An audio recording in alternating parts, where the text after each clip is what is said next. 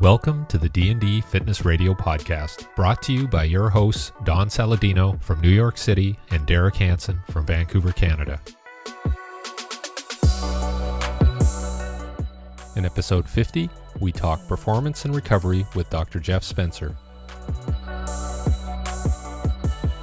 Okay, so we're going to start with Dr. Jeff Spencer here, and the reason I just started talking off podcast with Jeff, and I had a client come in who, I think she's about late 50s, had, knee pain, back pain, and we're doing some physical therapy stuff that helped, but never really took hold.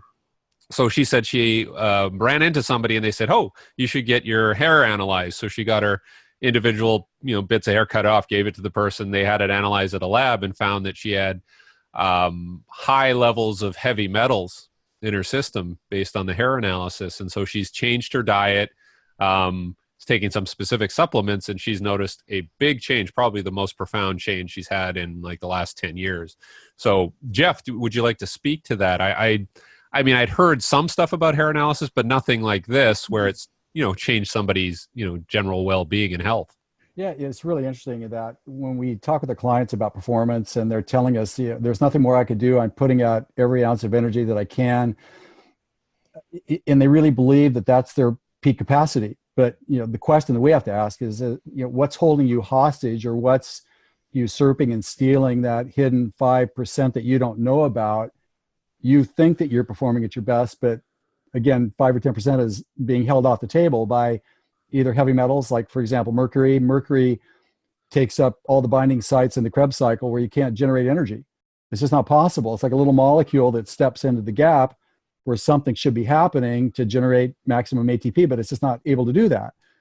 And so I feel like, at least the work that I did with people helping athletes win gold medals and all these Tour de France's that I did, et cetera, is that we really pulled back the veil between the obvious. There's blood testing, there's other conventional means of testing, but then there's also some more esoteric means of looking behind the veil that allow us to peek into the hidden world and see these things that are actually stealing energy. And hair analysis is really important because it allows us to look at our mineral levels. If you don't have magnesium, then 500 enzymatic steps get blocked.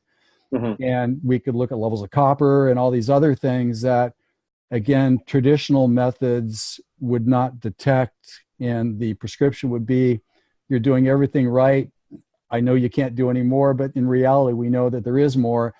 And unless we look kind of outside some of the traditional methods to look at things that have been clinically validated and have stood up to the scrutiny of science, then we can't really say that we're doing the best that we can, because we don't have access to that which we don't know that we don't have, that we have access to.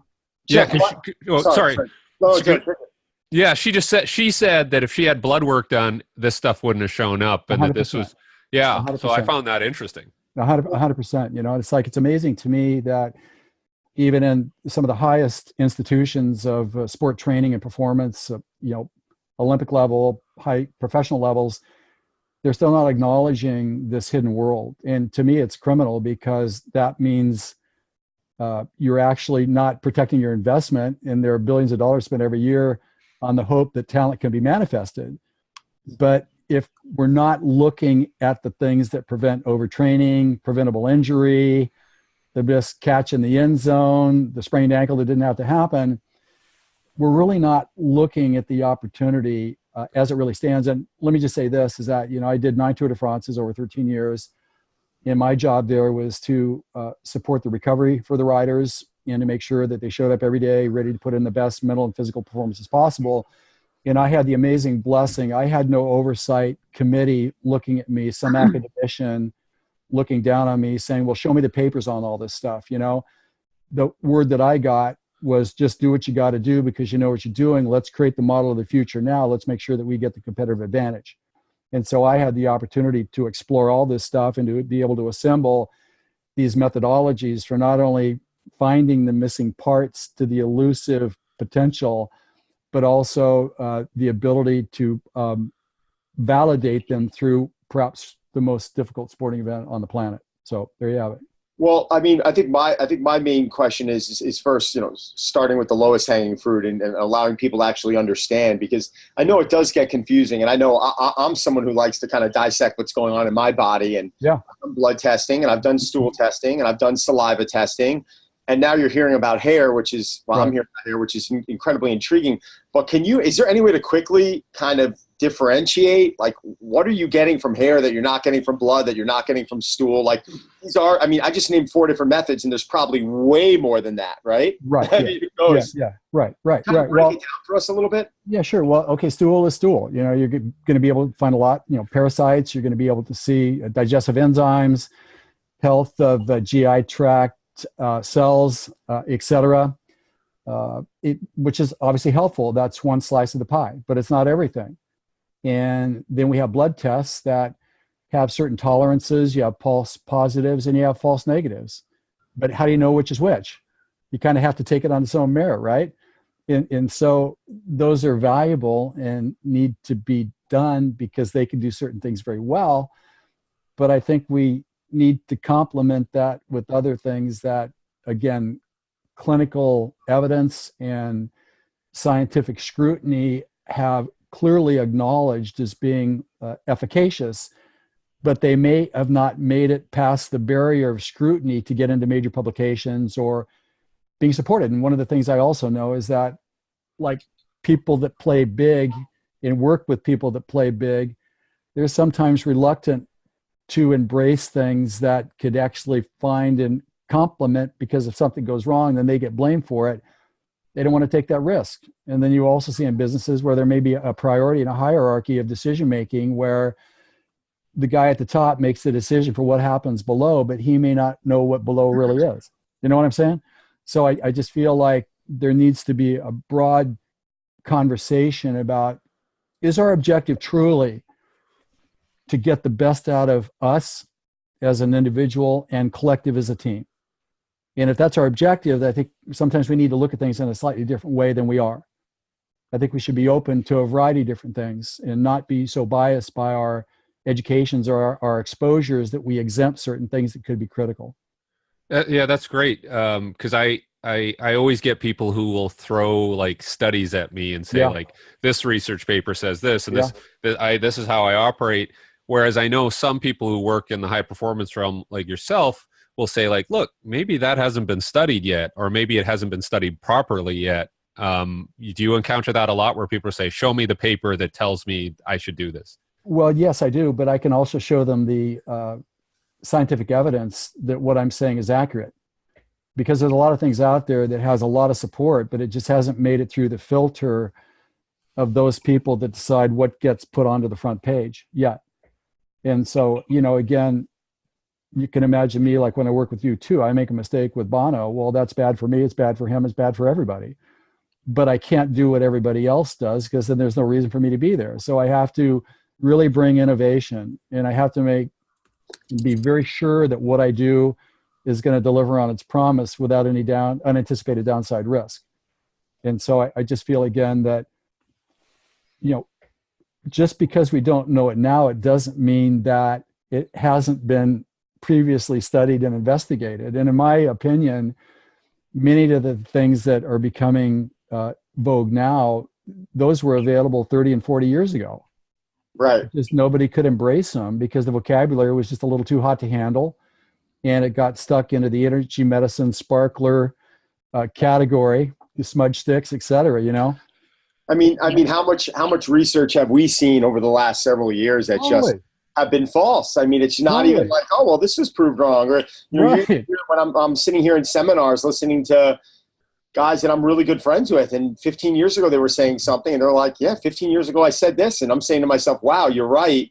You did. Now they're humble enough to actually go in the direction. Do you have to explain, because you are at the cutting edge of this, and in a way, it kind of cracks me up sometimes, because, not to talk about ourselves here, but when I'm in my club, sometimes, and people will come up with an article from Men's Health or something like that, and I'll look at the author, or I'll look at the person that they asked, and they don't know anything. They're like, okay, totally. It's almost like it's kind of, but you're at the cutting edge of a lot of this research. And Bono? Does Lance Armstrong? Does someone of that stature understand, and are they at least a little forgiving that, hey, listen, you're a high performance person, meaning like you are, Bono, I know much different than Lance Armstrong, but he's got to always be on. He's got to always be able to recover. He's always traveling. His body's under an incredible amount of stress. Right. And we're going to be at the cutting edge of this. And sometimes there might be some mistakes. Are they hard on you about that? Or are they like, no, this is good. We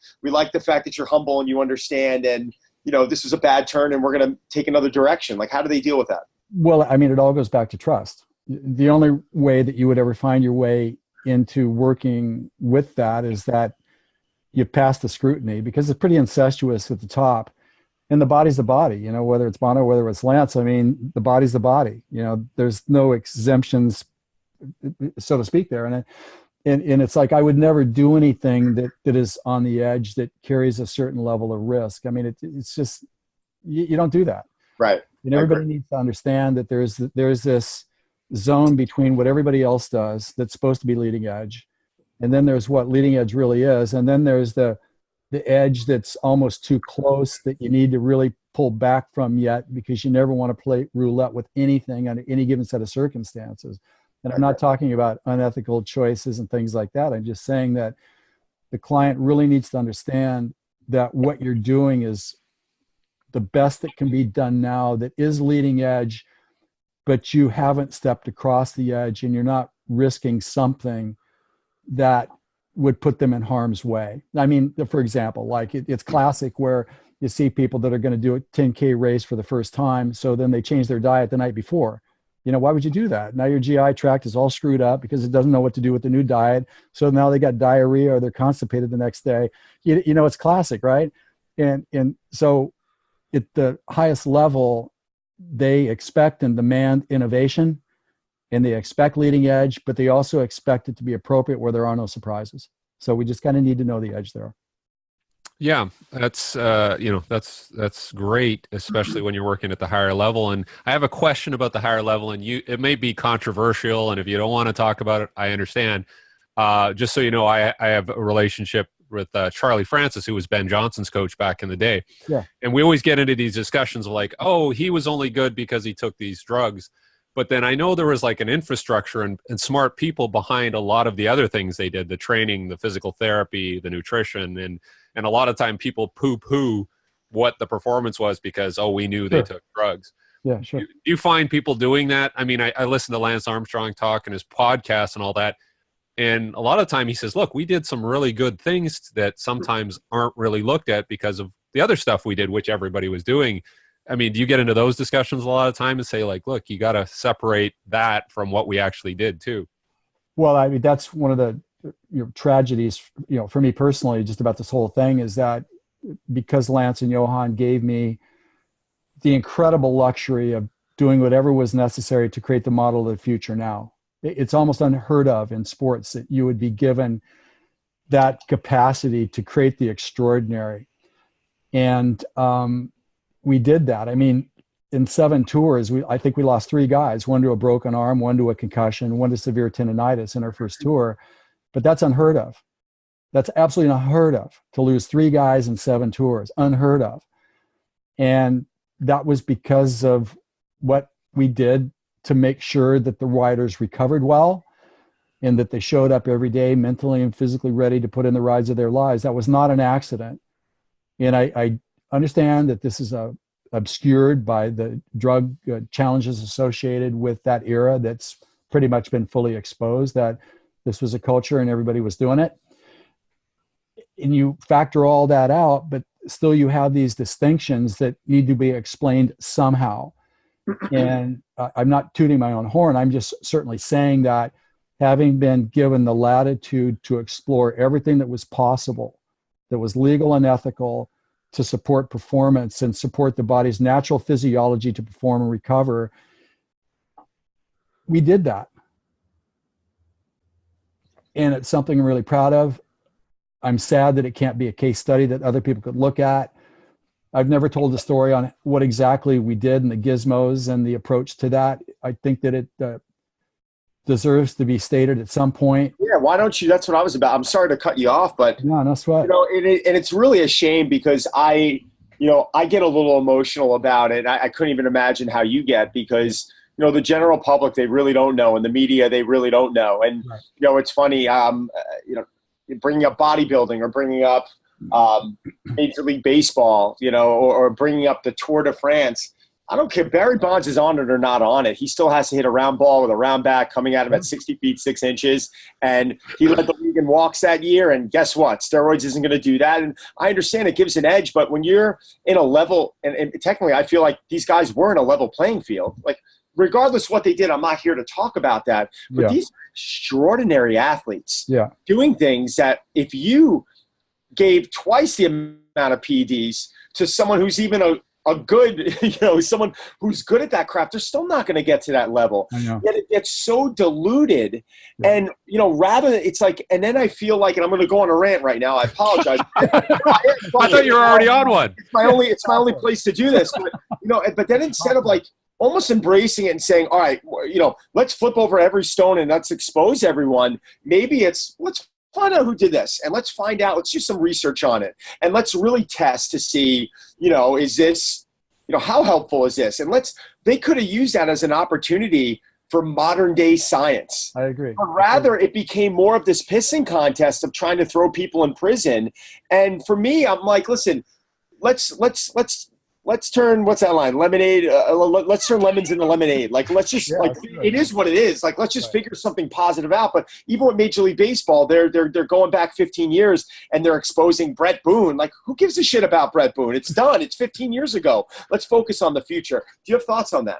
Well, I do. And there's always things that we can look back on history and we can dissect from this point backwards. But I think that at the time, the things that are occurring, that's part of the culture as it is, and so again, I feel, what can we constructively take forward from this? And I feel that there's a lot that people can learn from what we did kind of inside the team that, as I said earlier, supported the body's natural physiology to recover quickly and to be performing at its best and survive the inhumane demands of what the tour really were. And, I was an Olympic cyclist myself, so it's not exactly like I'm just an intellectual egghead.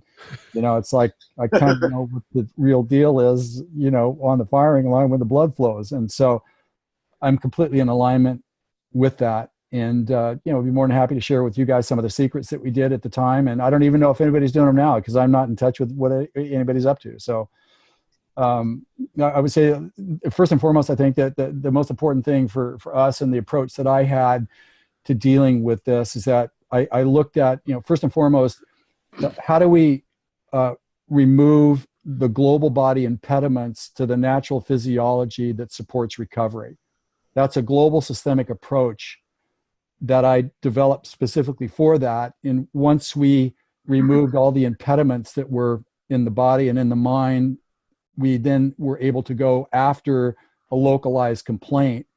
Because there are no local injuries, so to speak. You may have a local complaint, but it's a global body response to that. So we need to make sure that all of the things that impede the body's natural physiology have been removed so that then we can go after the local problem very specifically. And that's how I did it. And there were all sorts of things that we did in our recovery. Started immediately on the bus. As soon as we got back on the bus after the day stage were over, we started our recoveries. The riders took sticks to start to flush the metabolic byproducts out of the body. I would do chiropractic adjusting to make sure we got realignment and we restored tensegrity as quickly as possible. We would have devices to pump the fluids out of the body, actually increase circulation in the body to start the recovery processes. There were all sorts of things that we did immediately on the bus as we were transferring back to the hotel. We didn't wait to get back to the hotel, but we got on top of the game as quickly as possible. The things that I feel were really, really, really key here is that we used a technology called earthing technology. Yes. I was exposed to that in 2001, and I realized that this was a secret weapon for us, because if we could bring the earthing grounding technology to the tour team, where their bodies were naturally supporting their recoveries without any dials to be set. There were no supplements or medicines to be given. There were no devices. It was just make sure you make contact with this sheet that's got silver fibers woven into it. This restores some of the electrical processes in the body that control return to homeostasis. We know that it affects brain waves. We know that it changes tension in the body. We used that like really aggressively, and we did that for 3 years. Nobody knew about it. It was crazy to have to, I'd be crawling around hotel rooms, fishing lines out windows and sticking rods in the ground. And all of this stuff had to be done stealth because it was a technology that's as natural as standing barefoot, on Earth. And that was the backdrop that supported the recoveries. It was crazy. And the riders slept better. The injuries healed faster. We actually had part of the system where we had these electrode patches that you would see with the physical therapy modality. You put the patch close to the injury. The grounding happens close to the injury. The electrons that get brought to stabilize the inflammatory reaction, the pain drops. You get a dramatic recovery in healing. And so all that was like precision. That was one of the technologies that we did that worked really well. We used a low-level laser, but rather than use it as a laser shower, which is an important use for it for certain means of recovery and healing, I also developed a way of using it to be able to reset the body's tensegrity. And why it's important to reestablish normal tone within the body's soft tissues is that it creates the optimal body alignment, and the shape of the cell dictates its behavior. And so if we're in distortion, the cell shape changes. The physiology of the cell now becomes altered and may not be optimal to be able to accelerate and optimize recovery. So I knew that that was one of the secrets, and we did that on the bus coming back to the hotel. And it takes me about, maybe 60, 90 seconds to be able to do that with the protocol that I created. So by the time we get back to the hotel, we've already had maybe an hour's worth of recovery that immediately happened immediately after the riders got off their bike. I mean, it's kind of its own unfair advantage. And then when we got back to the hotel, then we continue with the processes as the riders went to massage and did all the other stuff that they needed to do. And we would be faithful to make sure that we reset the body's biology and physiology, that we set the tone for getting optimal sleep and recovery day in and day out. That's kind of how we did it. We used other devices. There were some proprietary devices that I used for dealing with, some open wounds and things like that. And again, another technology that we used was a transdermal testing, where we could really look into the hidden body, and we could expose the body to different frequencies, and we could see what was happening in the body because of the computer readings that we were getting from the devices that were kind of exposing the body to different frequencies. And we could see where different deficiencies were. We could see the organs that were under stress, and we could then select some things that we could do to electronically adjust the body's biology. Because the thing that people don't understand, that any kind of biochemical has a biochemical structure, but it also has an equivalent electromagnetic signature that has a capacity to do the same thing, but you're doing it electronically rather than just doing it from a molecule standpoint. So again, we had access to those things that allowed us to see what was there, to peer behind the veil, to be able to get things, to remove things that were invisible and that were not within the domain of classical and conventional testing things, but certainly had a clinical validation.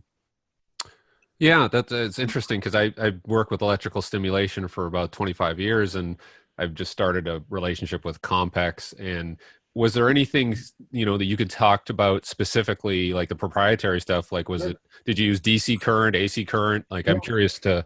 It's a great question. Well, yeah, on the electrical side of it, frequency-specific microcurrent is what we used. And why that's such an amazing technology is that every tissue has a frequency and every condition has a frequency. So we just needed to match the frequency of the tissue with the frequency of the condition to be able to electronically jumpstart and facilitate the healing process. And this was explored by Carol McMakin just an amazingly wonderful human being. And this technology was extraordinary, and I used it religiously. And what was beautiful about it is that it was transportable, and it ran on batteries, which means that we could take it on the bus to the day start. We could take it back from the bus back to the hotel. It was very agile. So frequency specific microcurrent for sure.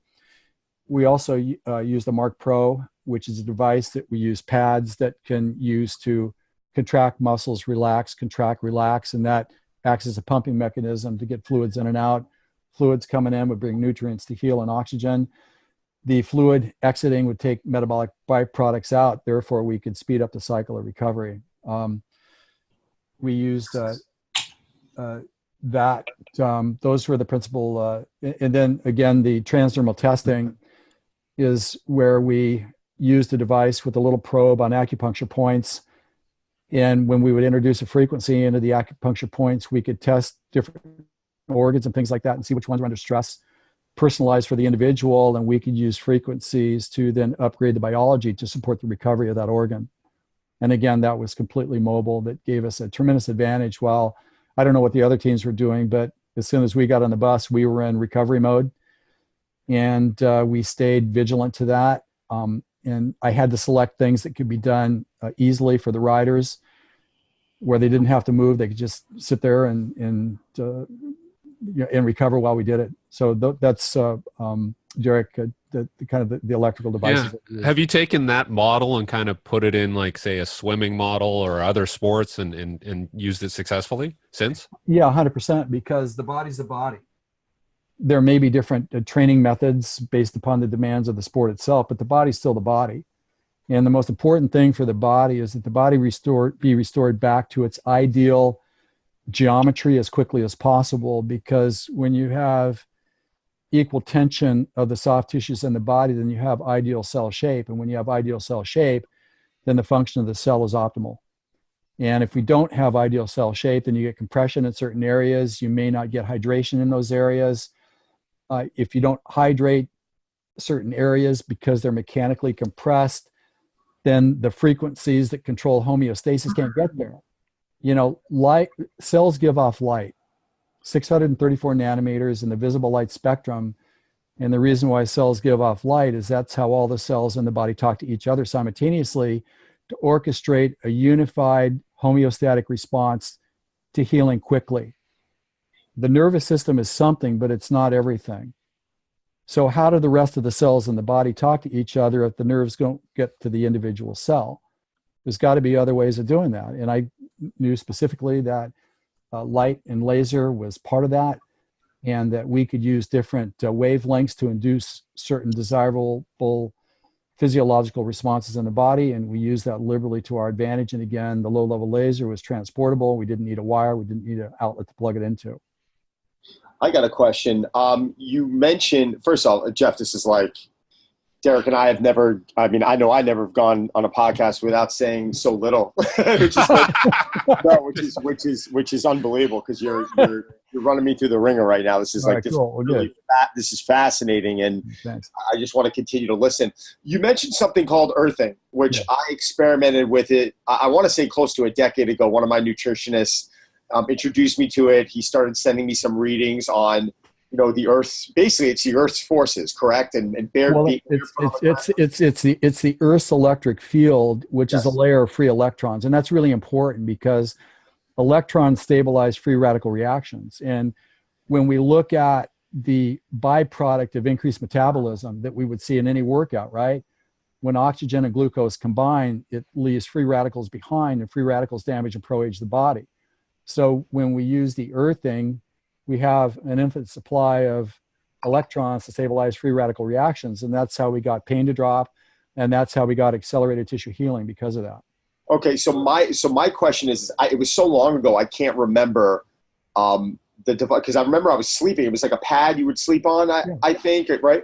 Or can't you receive the same benefits from just walking barefooted on your grass? Yeah. And so my question is this, I don't know if you can answer this, but obviously you want as much of it as possible, right? It's just one of those, it's one of those recovery modalities where it's like the more you get, the better off. But is there a minimal dosage that you could recommend? One, I'd like to hear what earthing device did you use? And two, if someone doesn't have access to it or can't afford it, and they're like, listen, I'm just going to walk around barefooted outside on my grass, what's the minimal dosage that they need? Yeah, well, the dosage is as much as possible. Like right now, I'm talking to you guys. See this strap right here? Yes. Well, this is around my leg, and this wire here is going into the electrical ground. So I am earthed as we're talking here, which means that my body being water induces electrical fields onto it because it's an electrical conductor. But when we have the normal voltage that powers the computer induced onto the body, it like turns the body on 60 times a second. That is very disruptive to the natural frequencies that the body uses to restore homeostasis. So when I have this on, then I'm exempt from this because this creates a shield against that type of stuff. And so as much as we can eliminate unnecessary strain onto the body, especially while we're sleeping, because you got wires in the walls next to where you're sleeping that you induce onto your body, and those electrical fields aren't in our best health interest. So when we sleep with that, then that consideration goes away. When I'm talking to you with this, then I'm kind of actively recovering maximally while we're talking, but I'm not having to think about dosages and things like that, because there's a natural set point. It's the most natural thing that you can do is to put so anyone can use it. So anyone can use so anyone can use it when they're at work. You have a Wall Street finance person working 8 hours a day. They can hook themselves up, and they should, is what you're saying. Well, they should, absolutely. And the other side of this too is that, you know, the Earth's, our biologic circadian rhythms also have an attachment to the Earth's electric field. And so when I sleep earth when I travel, which I would never think of not doing, I don't get up from where I came from. I get up where I am because this synchronizes me with the time zone that I'm in. It's the ultimate biologic connection. And so when we're talking about retrieving back little bits of forfeited potential, this is a no-brainer. It's the most natural thing that you can do. And then with some of the other things that we're beginning to discuss here, you take a percentage back here, a couple percentage back there, then all of a sudden you really are able to perform that which you are capable of. Right now, we're held hostage by those things that usurp our natural capacity to perform that we're perhaps not aware of, but yet they're still doing that. And so until we investigate these things, we can't really say that we're giving ourselves our best opportunity to perform at our best. Because if you're not recovering, well, you're setting yourself up for premature injury, and you're going to shorten your career. Seriously. So what are your, I mean, I know I was experimenting with something called Beamer. What is it? Microcirculate. It's a microcirculation device. Have you done much work with that? Yeah, well, I think all of those ideas are really good. You know, anything that you can do to promote circulation that accelerates the body's recovery. I mean, the math is really simple. Your body produces metabolic waste when it creates energy and repairs itself. You got to get that junk out of there, and you got to get the nutrients in and the oxygen and the goodies to repair the tissue. And the faster that you can turn that over, the greater state of readiness you're always going to have to be able to perform. Mm-hmm. Mm-hmm.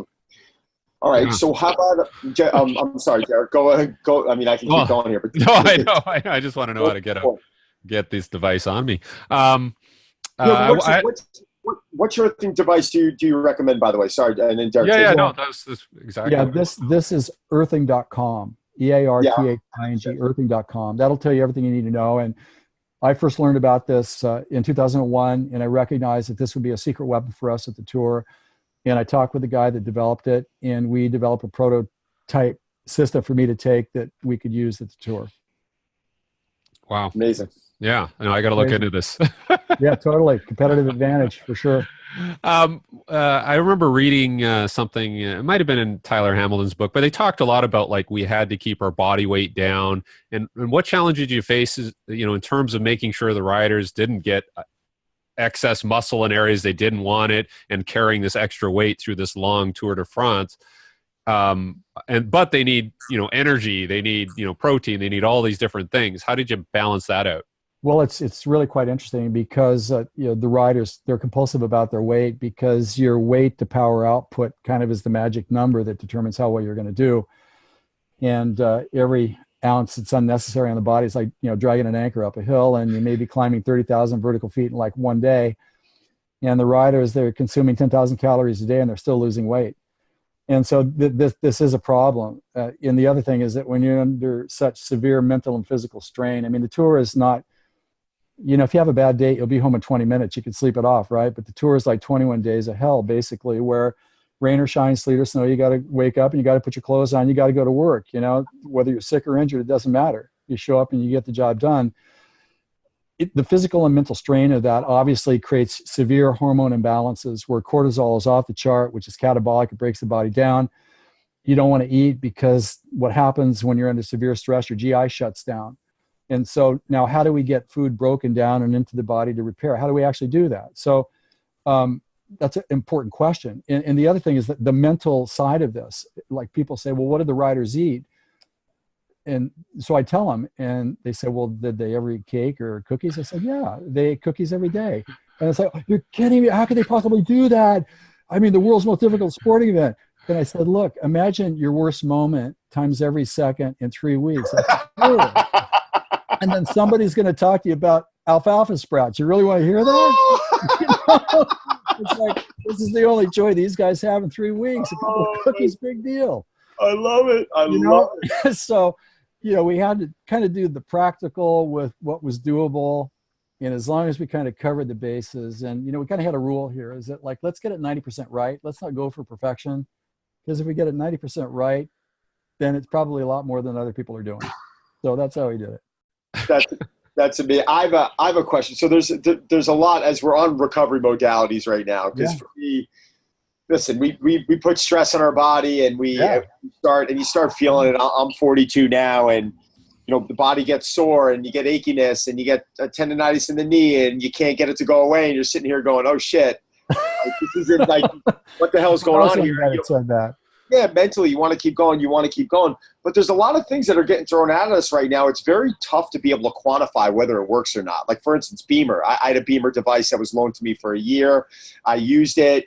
I think I felt great on it, but I couldn't tell. The earthing device, whatever it was, 10 years ago that I used, I think I felt great, but I couldn't tell. CBD, something I've been starting to experiment with, a high-quality CBD, because one of my clients is in the market. I'm experimenting with it. That I can actually see. I can kind of feel instantaneously when I take it, but at a really high dosage. Yeah. Do you feel like it becomes a challenge sometimes to be able to quantify this information? Like Beamer, for instance, how do you really know these electric currents are running into your body and, circulating cells and repairing the bad, whatever, I'm giving you the spiel. I do. I completely quantify this. Well, I think the most important thing here that maybe I'll even say in our entire conversation here is to understand what peak performance, its own performance, really is. And peak performance in exponential is only possible when you're optimizing the parts of a system. And notice I didn't say it has to be perfect. The parts have to be the right parts, and they have to be optimized. Like, let's say, your anaerobic threshold is 85% output, right? So let's say if we get everything 85% good enough, all the systems of the body, then that creates harmony in the system. In the moment that you create coherence and harmony in the system, then you get an exponential jump that's the byproduct of the synergy of all the parts optimized. That's the only way that you can go exponential. And what I did, and I knew that, is that the model that I brought to the tour, and actually that I work with my current clients with right now, just in terms of general goal achievement, is that we want to make sure that we have the right parts and that they're optimized so that we have the system that could create exponential. And so we talk about CBD by itself. Okay, do we notice it or not? I don't know. What about earthing by itself? Not sure. But if we assemble all the right stuff and we know what the right stuff offers, because we have clinical experience with it, we know what the science says, then we can pretty much calculate what the optimal configuration for you will be to get exponential. But where people go wrong is that they are compulsive about trying to find the 1 or 2% in the singular thing. It's not there. It's actually better. Like, I helped a guy win an Olympic gold medal here recently because he was starting to mentally unravel before the Olympic final. And I told him, well, the problem is you guys are so compulsive trying to find the detail that you think that is missing, that if you don't find it, it's going to control the ability for you to win the gold medal. But your mind's going to play a trick on you. It's going to always make something up that's not real, that you guys are going to put all your trust in. So why don't you not do anything more? Stick with your warm-up as you know it, because your body will then perform well because it's not threatened by something that you're now trying to change at the last second. And let's just make sure that your speed to the run-up, so your foot hits the board correctly, allows you to put in the jump to win the gold medal. So I feel a lot of this is really understanding our biology. And I really feel that the conversation about the body is not complete. There are some certain fundamental things here that science clearly tells us, and some meticulous researchers that are beyond reproach in their clinical capacities have clearly identified that if we look at it and we adjust our model to some of these things that maybe aren't on the radar yet, we get the coherence to make exponential our normal. That's the way that I see it. And I feel like it sounds good, like the one thing that makes the difference should make the difference, but it's really the combination of all the things that make up the whole. Okay, Derek? Yeah, I mean, this is fascinating. I do want to mention, Jeff and Don, that this will be our 50th podcast episode. Oh, no so kidding. This is number That's 50. wonderful. This is perfect. Yeah. So, all right, man. So thank you for that. I think one of the things that I see a lot, and I know people must use you as a bit of a BS detector sometimes to go like, hey, Jeff, what do you think of this? Yeah, they do. Yeah. You know, you hear about biohacking and people doing stuff like that. And great question. Sometimes it just goes off the rails and there's nothing supporting it, no logic, no science. I mean, how do you advise people to tread through this stuff and go make sure that they're not taken by, you know, the snake oil guy, even though you want to push the boundaries of some of the technologies too? I think you should do your own personal homework and not just believe what everybody says about something, because our bodies are unique and individual. And sometimes what works for someone backfires on someone else. And we really need to understand the risks of anything. And we also need to understand the mechanisms of action in advance to see if it makes sense.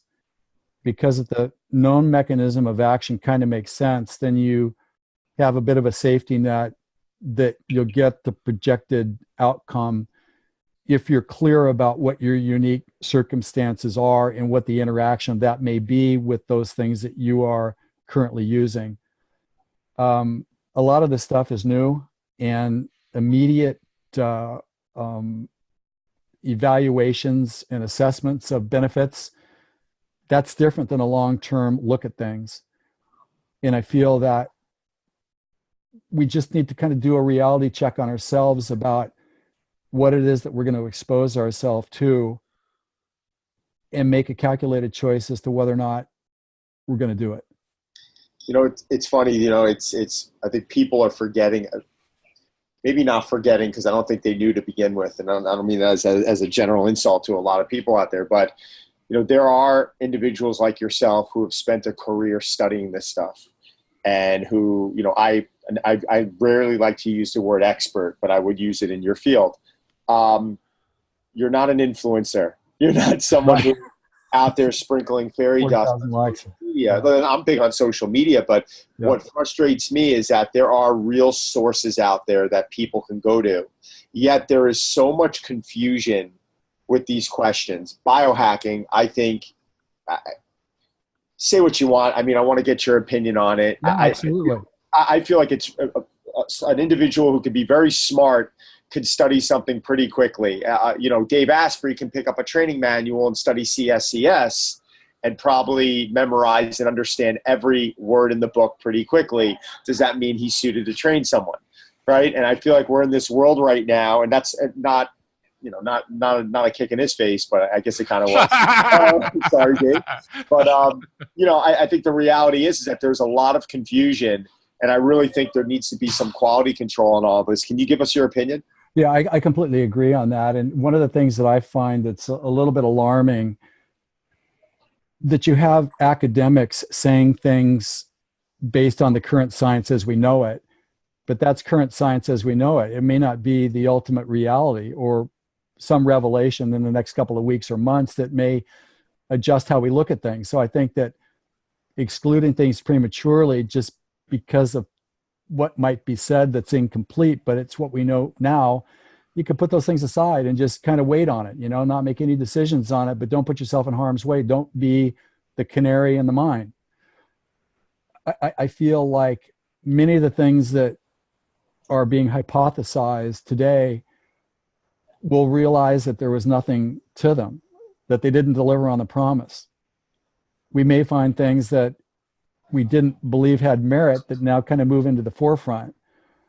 I think we need to be a discerning listener, and we need to measure what we're hearing against our knowledge. But also, I think we need to listen to our instinct. If you get a don't do this, well, then don't do it. If you get a let me try this because I've investigated this and I'm going to do something in a safe environment, and I've done my homework on me enough to know what the projected outcome will be, and I've made provisions as a safety net, then that would deserve its own kind of personal level of consent, should I say. I just feel like, again, curiosity killed the cat. And I just feel like, prudent, sensible choice making is really important. And I would say to make sure that you spend time with people that you trust in terms of their knowledge and their willingness to test edges. I think we need to explore that. Everybody has their line that they draw on the line that they draw in the sand. And I think, pause. And to me, the most important word in any prolific achiever's vocabulary is restraint. The difference between good and great is restraint. The people that get to great, they're the people that show restraint. They never do anything prematurely, without doing their homework, without knowing that they have clearly vetted something before they engage it. And I'm just a big fan of that. And why that's important is that when we show professional restraint, then we gain confidence in our own judgment and our own decision making. And at a certain point, we need to fortify ourselves as intellectual beings, creators of greatness, examples of how one progressively evolves with innovation. And we need demonstrations of that in today's world. We need beacons of hope and sanity and courage that show us a way of staying current, but not being too quick to the party where something backfires, but not being late to the party because we were too cautious. We were too afraid. There's this intermediate ground that we need to find. We need to find sources of credibility that we can anchor ourselves to that help set those limits for us individually. In that vein, Jeff, are there some things that you're looking at now that may be of interest to you that may have potential? And you don't have to give away your secrets, please don't. But good question. But at the same, like I know myself, like last couple of years, last 3 or 4 years, I've been looking at this transcranial direct current stimulation. I've been looking at vagal nerve stimulation. I'm like, okay, there's something there, but I still don't have as much information as I think I need. But is there something like that you're looking at where you're like, this has potential? I mean, the other one was stem cell therapies and where that's all going. But is there some stuff you're looking at now? Well, I think, again, vagal theory is, I think it's solid. And it's been around for a long time. This is nothing new. I knew about this 30 years ago. And so I feel like if we look at natural methodologies and we look at the science and the proposal of using certain things in a certain way, and if it makes sense to us that, first do no harm, and it seems like the value and there's limited risk involved in anything and we're doing things responsibly, I would say, yeah. So for me, stem cells for sure shows merit, 100%. It's kind of new in the game a bit, in a certain sense, in terms of the public awareness of it. Vagal theory has been around for a long time, and it deserves massive merit. And, another side to me is also about us as humans. The one thing I'm probably most passionate about, like right now, is the whole idea of human nature. And kind of the way that I see it is that in human nature, we have two mindsets that are currently working against each other concurrently. We have a human's mindset that's our default beliefs, those things that we believe to be true just because we're human. Human nature is incredibly predictable. You can almost predict what a person's going to do in advance because we know human nature. But then what we also know is that those things that come naturally to us sometimes don't turn out so well. It's like, man, this seemed like such a great idea. Why did it go so wrong? So our default beliefs that are maybe pop culture that everybody's reciting, most of those things are based around a fear-based survival response. And I know that the idea of our survival response is primal. It should be. We need something to protect us in moments of imminent danger. And so that which comes first to us, that's faster than we can think, is our human mindset that has these default beliefs. For example, given an opportunity, the human mindset will say, well, what do I stand to lose here? It's defensive, it's cautious, it's cold, it doesn't want to hug, it's not friendly, it's avoidance. But we have another mindset that's concurrently working opposite that, which I called the champion's mindset. All of us have a desire within us to create a life of distinction, passion, purpose, and meaning and contribution. And so we do have some innate wisdom within us. We've had moments of that where we have an instinct or an impression to do something. We know it to be true because we know it to be true. And we do it, and it turns out spectacularly well. And so there's this battle between our human mindset and our champion's mindset 24 hours a day for control over our decision making. And it becomes very convoluted, which one's real, which one's not. But if we look at the evidence of this, human nature is, well, what do I stand to lose? Champions don't think like that. They're about, what do I stand to gain? Right. Given an opportunity, human mindset, our survival instinct is, well, I'm doing my best. Champions never think like that. Their deal is, what do I stand to gain here? It's in my power. So right now, I've actually created a program called the Goal Achievement Roadmap that addresses this whole concept of goal achievement, because to me, goal achievement is life's primal skill. And if you don't know how to achieve goals, then you can't create a life of extraordinary accomplishment and contribution. And a lot of the talk out there is that just have a big, hairy, audacious goal. What's your moonshot? And that's what you go after. And somehow everything backfills from that. And I know that that's not true. 85, 90% of people that I know have got massive goal frustration. They know they're capable of more, but they just can't close the gap between where they are and where they want to go by trying harder, having a bigger goal, having a more detailed plan. There's a lot more to it than that. And that's really my current interest, is to bring to high achievers and those people that want to elevate their game a model that I've created based on my 60 years in the high performance world. By the way, I just celebrated my 68th birthday last weekend. Happy birthday. Yeah, thank you, man. I just took a great 100-mile bike ride, by the way. It's just, my legs felt 20 years old. And wait, what was your April birthday? What day was that? April 14th. I'm the 15th. Are you really? I always like to follow the greats. You're Sunday. I always like to precede the greats. So happy birthday. So thank you. Well, back at you. And so that's what I'm really interested in, because we can't create a legacy if we don't know how to achieve our goals. And achieving our goals is not just trying harder or having a more detailed plan. There's a process that I've discovered working with the prolific achievers that I've worked with over the last 50 years, being an advisor to them to become iconic. It's a 10-step process that I've developed that is really my passion, like right now, because I feel like, we need some security in our belief, where we go from believing that we can do it to knowing we can do it, because we have a technology that supports our ability to consistently, predictably, and repeatedly achieve our most important goals. And that's kind of where I'm planting my flag right now. Well, I absolutely love it. And I can tell Derek loves it. I mean, Derek and I would definitely love to see this roadmap. I mean, can you, because I'm looking up at the clock right now, I'm realizing that we're about hitting our hour mark. Look at that. Which is disappointing, because we can keep going, but I guess it just means we're going to have you on again if you don't mind. I would love that. I really appreciate it. But listen, Jeff, could you let everyone know, first off, where can they find you? How can they contact you? And where do they get access to this goal-achieving roadmap that we're excited to see? Yeah, a couple things. So my website right now is the best place to go. That's www.drjeffspencer.com, DRJEFFSPENCER.com. That would be the kind of place to go. When you go there, please sign up, and you'll get my free gift, which is how not to blow it just before you win.